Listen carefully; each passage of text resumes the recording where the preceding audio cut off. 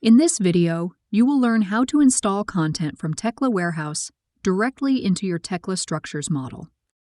Before you begin, make sure you are signed in with your Trimble identity and the Tekla Warehouse Service plugin is running on your computer. This plugin connects Tekla Structures to Tekla Warehouse and is usually installed automatically with Tekla Structures. But if it is not, download it from Tekla Warehouse.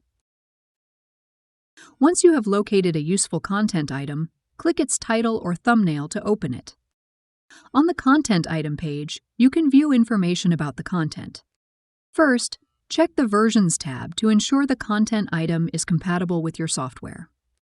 Then select between inserting the content into a Tekla Structures model or downloading the file to your computer. Let's insert the content directly into your model.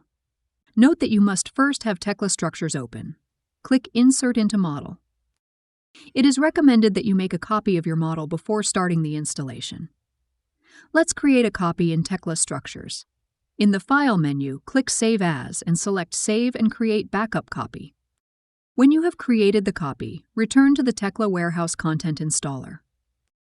You can choose how conflicts are handled in the installation. Let's use the default option, which is Resolving Conflicts Manually, and start the installation.